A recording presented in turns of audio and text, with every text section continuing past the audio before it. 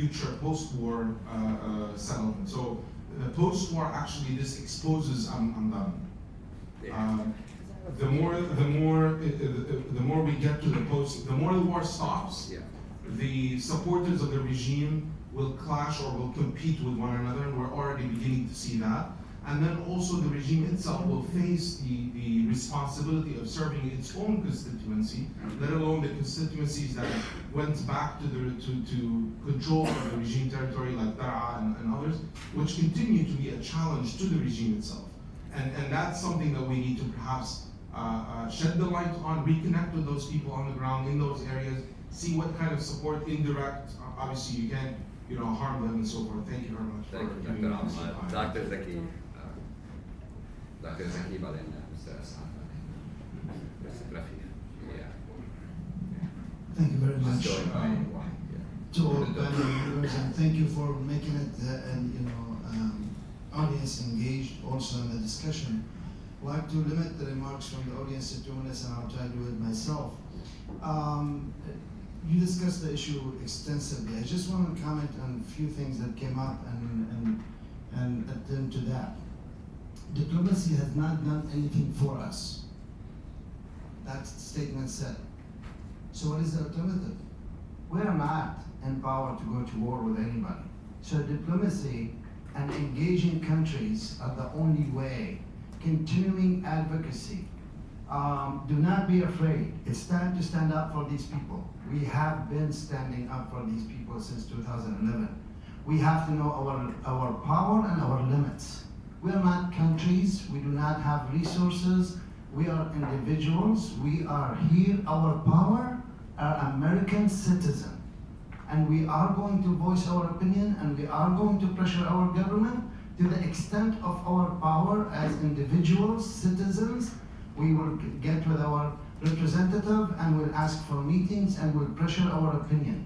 But that's our power. We cannot do. Ali Jubair said quickly, when he brought his king to the White House, he said we could not convince Obama of anything. Blaming ourselves is becoming a habit. We did this wrong, we did this wrong, we did this wrong. Guys, come on.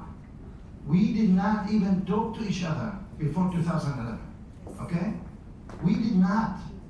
The people I knew before 2011, 20 years in this country. Not 1% of the people I know now when I talk to Syrians I'm talking about, okay?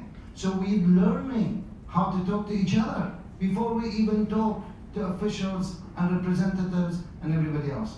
What happened and why we are here is not because we did not do the right thing. What happened is the second power in the world decided to go all force. Navy, Air Force, ground troops, proxy terrorist groups of Iran and everybody else, Hezbollah, devil guards from Iran, all of them on our soil, killing mercilessly and violating every international rule and law. That's what happened. If they did not violate the international law and war and everything, they would not have been able to win even then. You cannot bomb neighborhoods out of existence, not even in wartime. That's what happened. So we need to get together, we need to work together, we need to be optimistic, time on our side, we will do it, Syria will be free.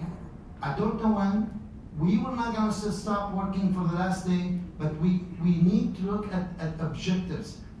It's not our shortcoming that end up with this. It's the Russian Army, Navy, and Air Force that, by their own admission, they tried 600 new weapons in Syria in the last 3 years.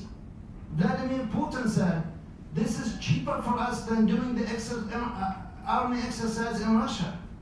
So please, let's work together and be optimistic and strengthen each other, not blaming everything that happened in Syria on us. And I got to Turkey quick. This is the country that helped Syrians the most. For some reason, it's becoming a fashion now to criticize Turkey. We can critique the Turkish government policy, there's no question about that, and we can do it. But we really have to be objective. Nobody spent more money on Syrians than Turkey. 5% of their population is now Syrians. 5%, the whole country of Lebanon, 3.6 million people, they took it. And they have free education and free health care. Who else provided Syrian refugees with that? So let's be objective. Thank you very much. Mr. Assad?